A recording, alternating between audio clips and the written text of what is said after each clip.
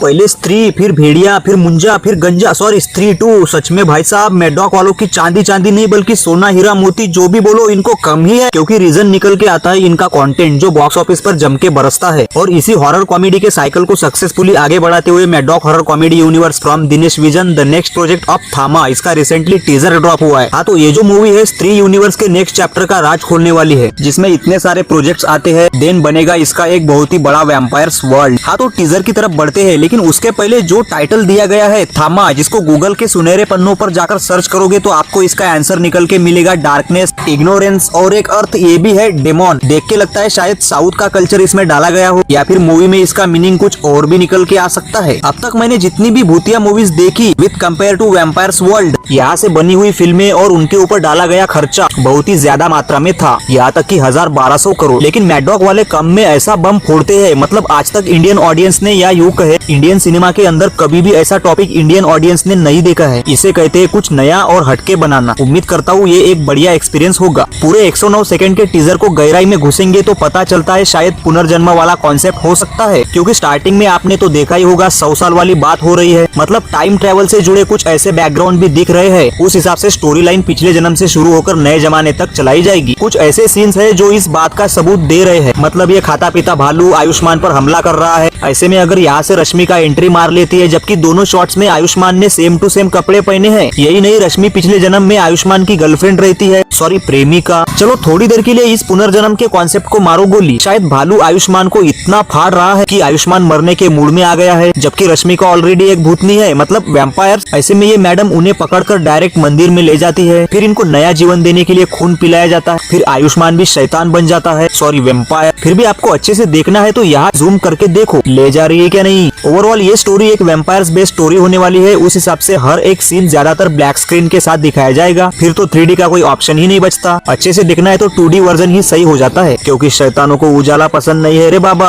बाकी इस फिल्म का जो विलन है एक ऐसी जगह पर कैद है जो कई साल की पुरानी जगह है, क्योंकि इस शॉट में उन्होंने खुद बोला है 75 साल से मैंने कोई रोमांस नहीं देखा। उस हिसाब से इनको किसी ने कब्जे में कर रखा है, क्योंकि वो भी एक पिशाच है, अंपायर है, क्योंकि दांत इसका पुख्ता सबूत है। बाकी इस क्लिप को जरा आंखें फाड़ के देखेंगे तो आपको कुछ एक्सीडेंट टाइप का शॉट दिखेगा। दरअसल इसे बिहाइंड द साइड किया गया है, शायद इस फुटेज को दिखाने का मूड ही ना हो, कुछ तो है इसमें। क्योंकि ये जो बस है यहाँ कुछ उल्टा नाम लिखा गया है, जो सीधा होकर दिल्ली परिवहन निगम बन जाता है। मतलब पिशाचों का या यूं कहे वैम्पायर्स का जो भी कांड होगा ये सब दिल्ली में होने वाला है। क्योंकि स्त्री 2 का जो क्रेडिट सीन था उसमें कंफर्म हो गया था, जहाँ भेड़िया जना को बोलता है कि दिल्ली वापस जाना पड़ेगा क्योंकि वहाँ खून पीने वाला हाजिर है। मतलब भेड़िया तो पक्का कैमियो करेगा। बाकी ये जो टीजर आया है मेरे हिसाब से 2 टुकड़ों में बढ़ गया है। मतलब विजुअल्स तो बढ़िया है, लेकिन VFX में उतना दम नहीं है। अब इस भालू वाले सीन को ही पकड़ लो, या फिर रश्मिका जिस तरीके से उड़ती है। वैसे तो मैडॉक वालों पर मुझे पक्का भरोसा है, लेकिन आदमी एक्सपेक्टेशन के मामले में उतावला हो जाता है और हमें मिलता क्या है, वॉर 2 और कुल्ली। बाकी ट्रेलर आ रहा है, इंतजार रहेगा क्या माल मसाला होगा इसमें। हाँ, तो टीजर के बारे में आपकी क्या सोच है, अपना ओपिनियन बता दीजिए। मिलते हैं अगले वीडियो में, बाय दोस्तों।